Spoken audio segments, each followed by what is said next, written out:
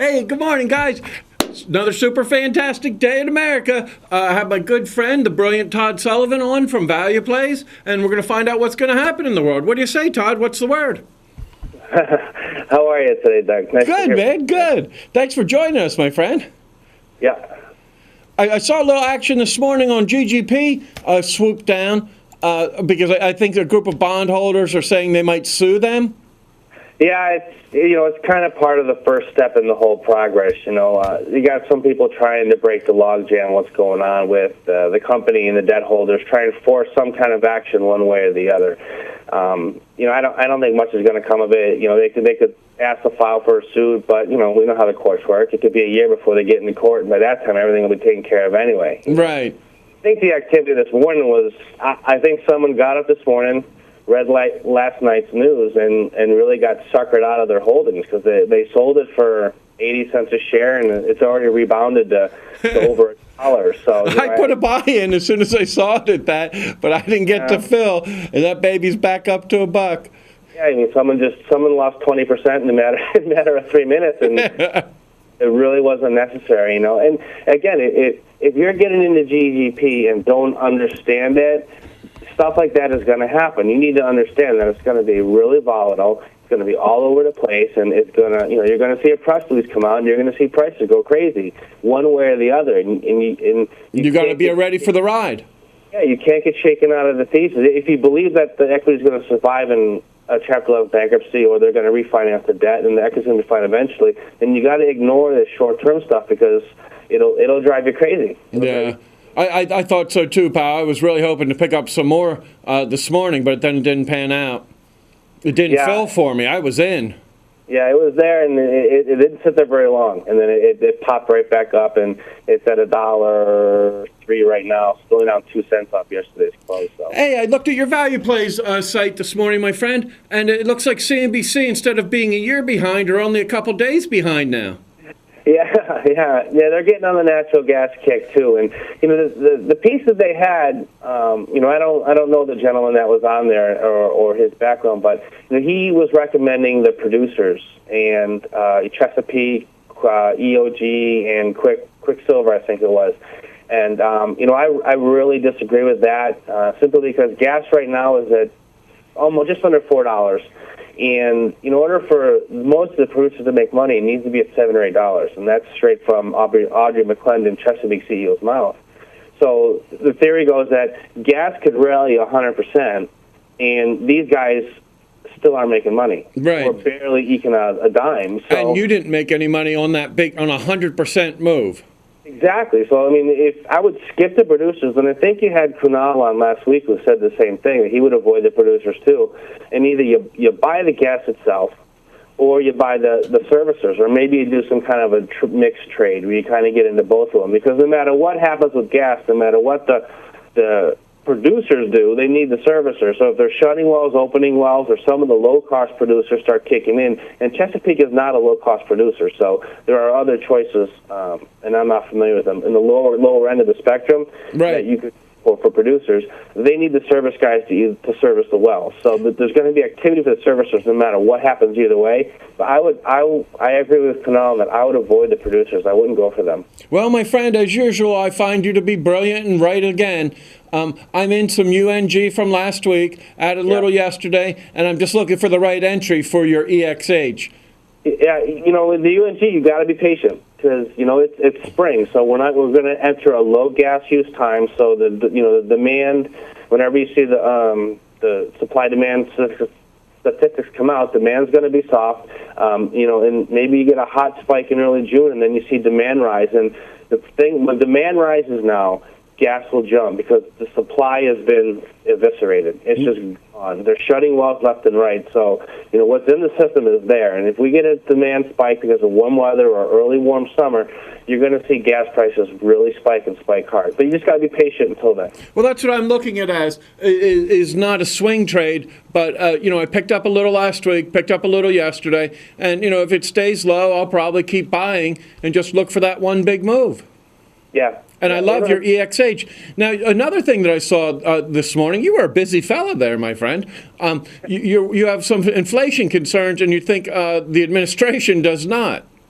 Yeah, it's funny, and every time Bernanke speaks, and the question of inflation comes up, and the background to this is that the Fed has put unprecedented measures into the economy. The Treasury's opened up the spigots. They're printing money faster, almost as fast as they could possibly do it.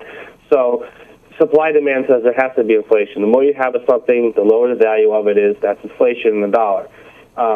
But there doesn't really seem to be any concern about it, and it's almost kind of sloughed off. And when you hear the speeches from these guys, it's like, well, we anticipate growth to resume, and there might be some inflation, and when growth resumes and some inflation, we'll just take the excess to put it out of the market. Like it's some kind of neat formula that it'll happen. And if the last 2 years have shown us anything, there's no such thing as a neat formula. It never goes the way you expected. So, what happens if we don't get the growth, but we get the inflation? Right. What do they do? Do they take out the excess liquidity and drive us deeper into a recession? And that's what happened in the late 70s, early 80s. So it's almost like, we'll worry about that problem when it gets there. But you have this it's like a huge building hurricane, and you're out there in a lawn chair saying, when it hits, I'll worry about protecting my house. Right. I'm worried about my tan right now. Yeah, it doesn't make sense. Yeah, I got to tell you something, my friend. I want everything to be wonderful so that we can make money easier, right? But everything that I look at, it feels so much like the 70s, like just all the wrong moves are going to bring all the wrong results. And they know, I mean, you just look at it and you keep printing money, you're going to cause inflation. And you can't dismiss that. And it just seems as if they are. Yeah, it happens that way every single time. And, this is different than past Fed loosenings. I mean, this is like, the Fed has never and the Treasury have never undertaken the action they had before. There's never, ever been more money printed in less time than there has been now. So the effects of it are inevitable down the road. And, even when you watch the congressional hearings, no one talks about it except for, Ron Paul, and they dismiss him as some kind of kook out there who doesn't know what he's talking about. Yeah, it turns out he's the only smart one. Now, how do we play that, Todd? Well, I mean, if you're going to play all right, so inflation is bad for your buying power, but it's good for your assets. It's good for your home prices. It's good for the hard assets that you hold, but it's bad for the dollar. You could short the dollar, although if you're shorting the dollar, you're doing it against the rest of the world. And right now, the rest of the world seems to be following the same playbook we do. That's what I've been looking for 3 months, my friend, is I want to be short the dollar, but I don't want to take the counter trade on anything else. I don't want to be long anything. Well, I think almost what you have to do is short treasuries, because if they're forced, if inflation gets to run away and they're forced to take out liquidity, then the treasury bubble is going to collapse, right? Right. You have to raise rates, and that means all the treasuries they've been printing at 1-2% are going to be worthless. Because why would you buy 2% if you're going to get 3 or 4% from the government now? So right, good thinking. The short treasuries long term, but again, that's a real patient trade too. So if someone's looking for, a 1 or 2 month thing, it's going to take time for this to play out. Right. That may be the way to do it, because then you're just playing against the government's credit. You're not worried about the dollar, versus the yen, or the dollar versus the pound. And right. You're worried about what happens with their. Well, see, I didn't want to take anybody long. They tell me, I read that Western Europe has bailed out Eastern Europe to many, many, many more times than anything that they ever lost with subprime, and that's yet to hit the fan. Yeah, it's coming, and people forget that 6 months ago California put a 6-month moratorium on foreclosures. I saw that, and Arizona's is coming up as well. I think they both expire in April, so you're going to have another wave of foreclosures like we haven't seen ever come through the system, unless they extend it again, and then you're just playing games now, because you're stopping the market from functioning, which is what we need to have happen for this whole thing to turn around, and you're just making the problem worse down the road. So had they not done that in I think it was October or November last year, you would have had an orderly bankruptcy process. Well, now you have a tidal wave coming because they stopped them for 6 months, hoping that they could fix a decade problem in a couple months. So, it doesn't go away. No, it doesn't. It doesn't go away, and it's not getting better. And this market run-up we've had is I think the head fake of all head fakes. And when these foreclosures start hitting, and these houses go back on the market, housing craters again, another leg down in housing. All these artificial things are not doing. They're not fixing anything. They're just artificially propping it up, and then that's going to make it worse when the day of reckoning comes. Yeah, it's like giving an alcoholic a beer. He feels good. He feels good for a while, but it doesn't solve the base problem, right? Right. Absolutely. I'm still holding on. I'm in BGZ, SRS, TZA, and FAS. I'm waiting for some reality a little dose of reality to be dashed over the market. You know what? It might take a while, but it always happens. Yeah, sooner or later, right, my friend? Absolutely.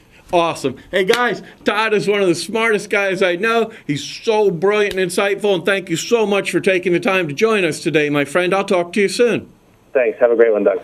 Don't forget, come back to WSMCO.com. You can follow Todd all day long, learn from him. He links to his brilliant articles. Just come back to the website. I'll link through to him. We're on Twitter. We post our trades free in real time.